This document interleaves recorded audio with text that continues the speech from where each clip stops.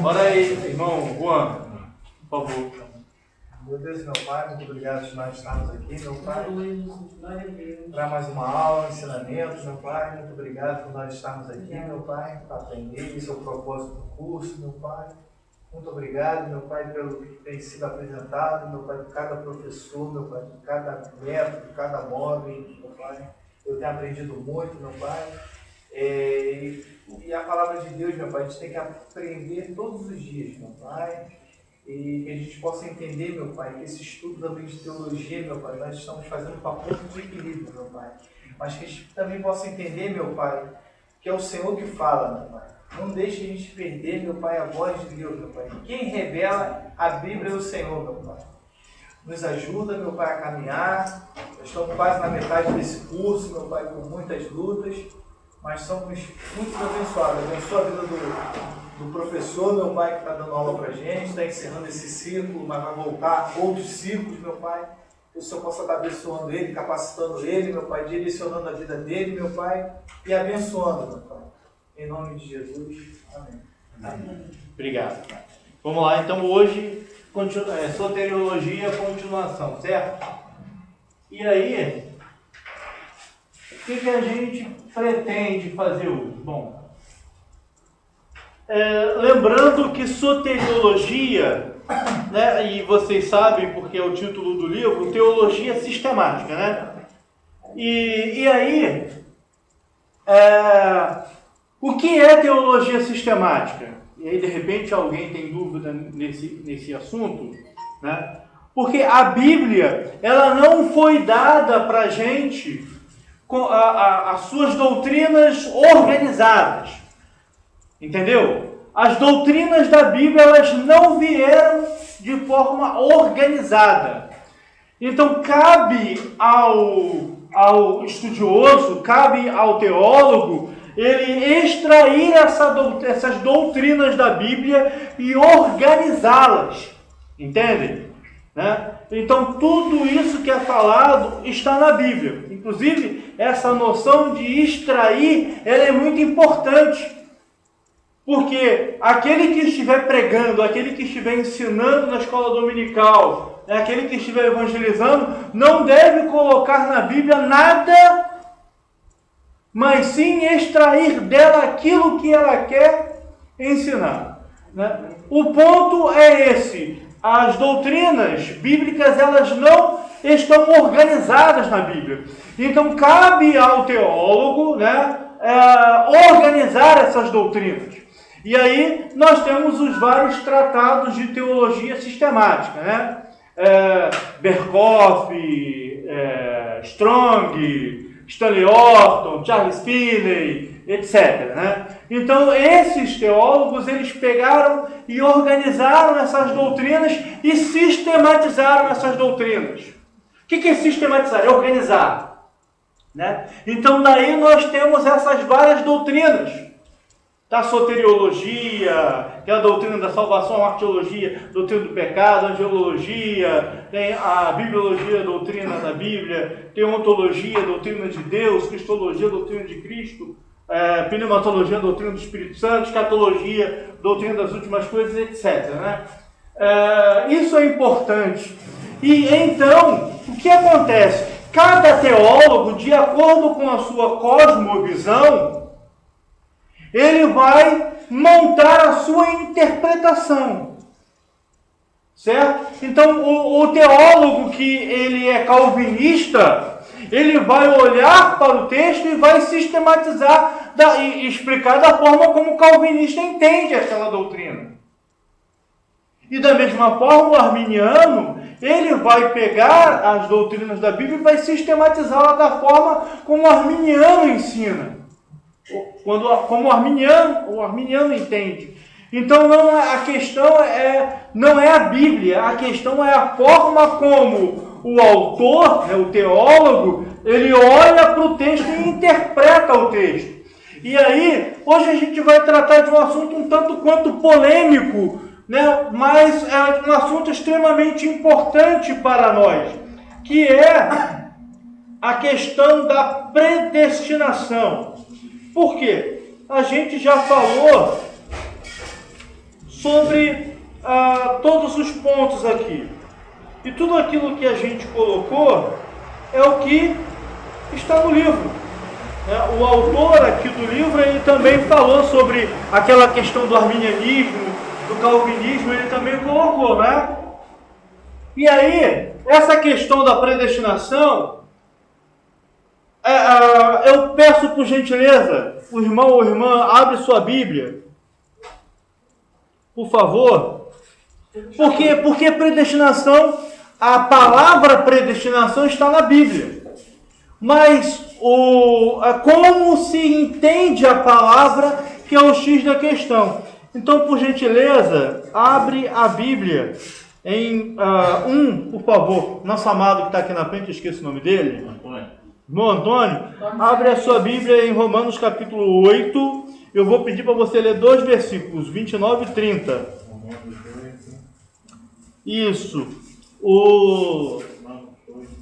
A irmã, a esposa do pastor Arão, abre, por favor, em Efésios capítulo 1. Vou pedir para a irmã ler 2 versículos, versículos 5 e 11. E também 1 Pedro capítulo... A irmã, por gentileza, a esposa do irmão Antônio, abre sua Bíblia, por gentileza, em 1 Pedro capítulo 1. Deixa eu olhar aqui, se não me falha a memória, versículo 2.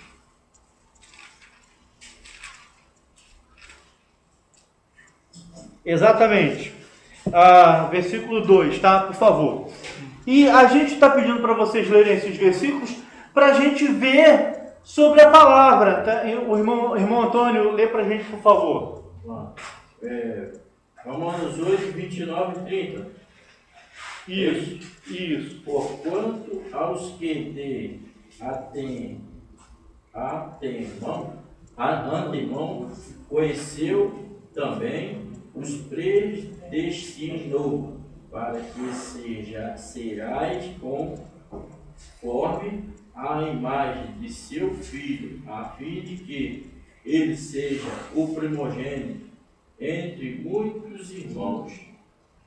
É o 30. Aos que predestinou, isso também chamou. Aos que chamou, isso também justificou. Aos que justificou, aos seus também e glorificou. Viu aí a palavra predestinação? Então a palavra predestinação está aí também. A irmã Luciana,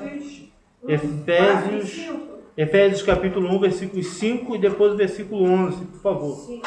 Sim. E nos predestinou para filhos de adoção por Jesus Cristo, para si mesmo, segundo o beneplácito da sua vontade. O 11. Nele digo, em quem também fomos feitos heranças, havendo sido predestinados conforme o propósito daquele que faz todas as coisas, segundo o conselho da sua vontade. Obrigado. A irmã 1 Pedro capítulo 1, versículo 2.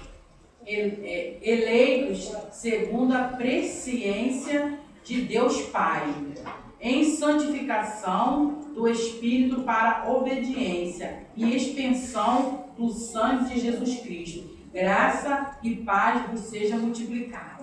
Sim, a expressão predestinação aí, ela está na parte da eleição, né?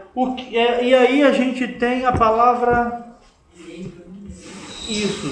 A predestinação. Vamos lá.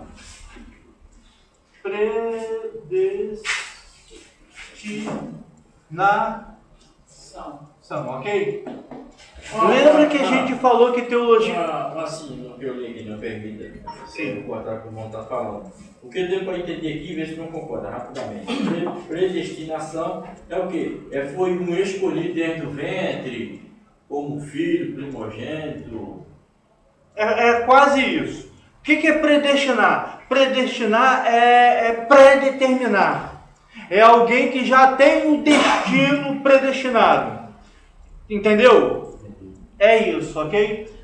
Lembra que a gente falou para vocês sobre que o teólogo ele deve olhar para o texto, o teólogo, o autor, né, de teologia sistemática, né, ele deve olhar para o texto, extrair as doutrinas e depois organizá-las, e que cada autor, dependendo da sua visão teológica, ele vai interpretar a palavra de formas diferentes, né? E aí, o teólogo, Pai Senhor, tudo bom? Pai Senhor. E aí, o teólogo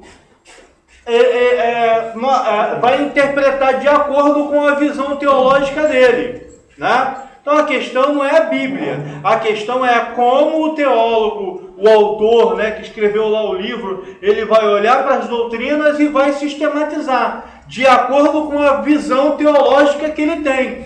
Isso na exegese é condenado, porque quando o estudioso ele vai fazer a interpretação da Bíblia, ele deve se esvaziar de seus conceitos para que o conceito bíblico prevaleça na visão dele, né? E aí, para se fazer uma interpretação completa da Bíblia, aí é necessário conhecer os textos originais da Bíblia, conhecer um pouquinho de grego, um pouquinho de hebraico, para ler o texto bíblico no grego e no hebraico. E aí, né, tem aí as várias sugestões para vocês. E aí, gente, sobre a questão da predestinação, tem três autores que vão tratar dessa questão da predestinação. Os três são importantes. Um é menos conhecido, que aí, esse um menos conhecido é a predestinação segundo Philip Melanchthon. Lembrem que Philip Melanchthon foi o sucessor de Lutero na Reforma Alemã, ok? E aí, o Melanchthon, aí eu vou escrever em português, não vou escrever em alemão nem, tá? Philip Melanchthon.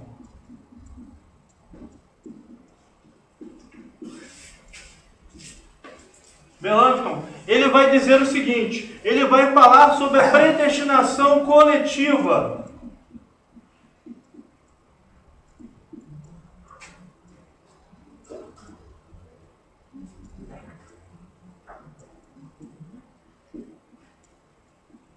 Tá? E o que é predestinação coletiva? Na predestinação coletiva não é o indivíduo que é predestinado. É a igreja que é predestinada.